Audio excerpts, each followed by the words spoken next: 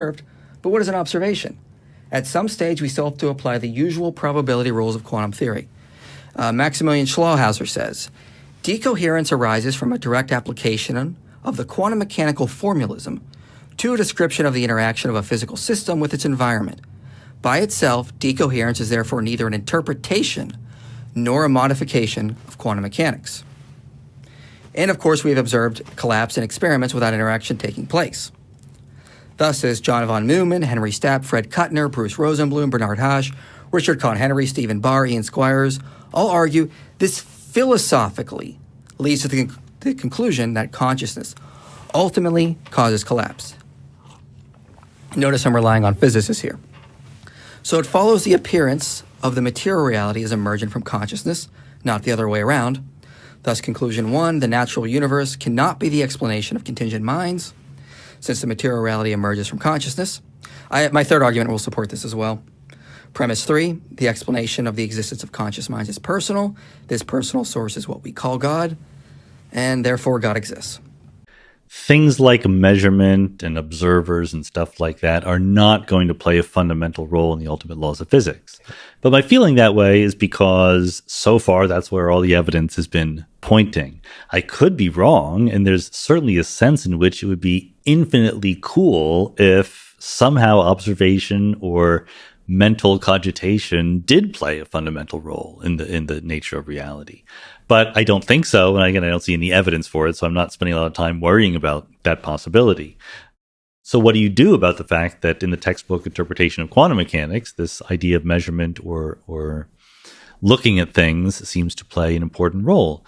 Well, you come up with better interpretations of quantum mechanics, and there are several alternatives. My favorite is the many worlds interpretation, which says two things. Number one, you, the observer, are just a quantum system like anything else. There's nothing special about you. Don't get so proud of yourself. You're just a bunch of atoms.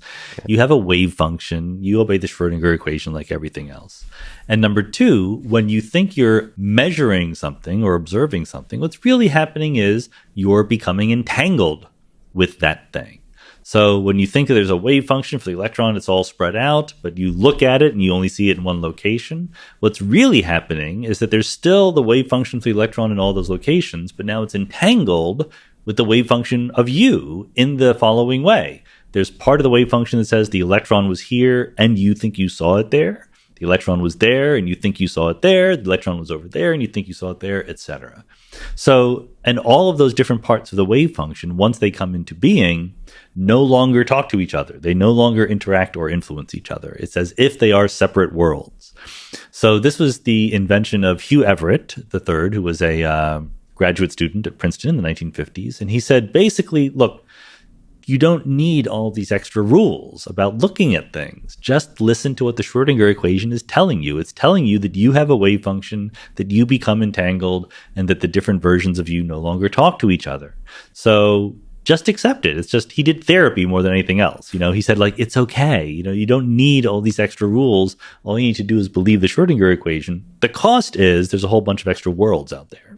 So the world's being created, whether there's an observer or not. The worlds are created anytime a quantum system that's in a superposition becomes entangled with the outside world. What's the outside world? It depends. Let's back up. Yep. Whatever it really says, what his theory is there's a wave function of the universe and it obeys the Schrodinger equation all the time. That's it. That's the full theory right there, okay? The question, all of the work, is how in the world do you map that theory onto reality, onto what we observe, right? So part of it is carving up the wave function into these separate worlds, saying, look, it describes a whole bunch of things that don't interact with each other. Let's call them separate worlds. Another part is distinguishing between systems and their environments. And the environment is basically all the degrees of freedom, all the things going on in the world that you don't keep track of.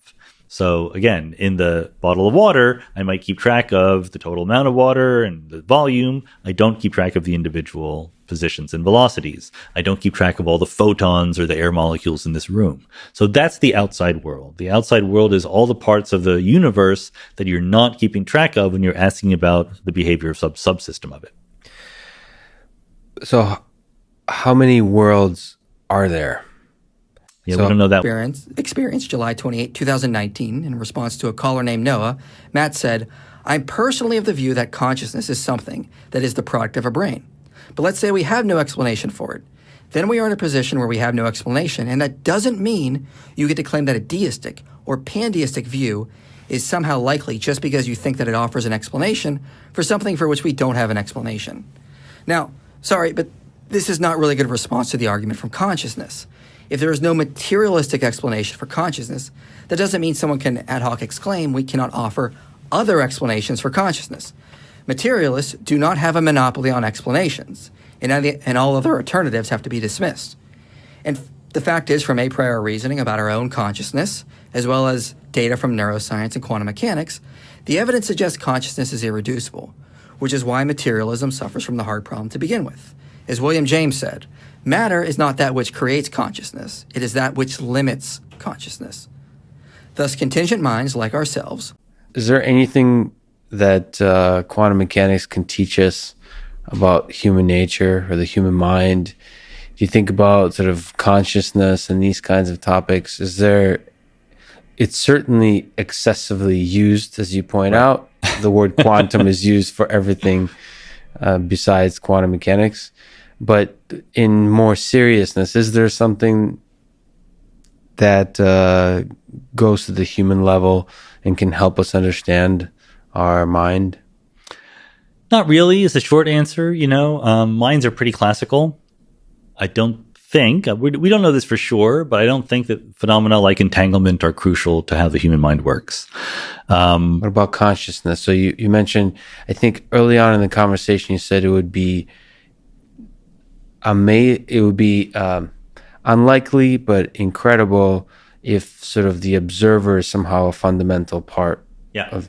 So if observer, not to romanticize the notion, but seems interlinked to the idea of consciousness. Yeah. So if consciousness is, as the panpsychists believe, is fundamental to the universe, is that possible? Is that everything's possible. Just like Joe Rogan likes to say, it's entirely possible. Right. But is it on a spectrum of crazy out there?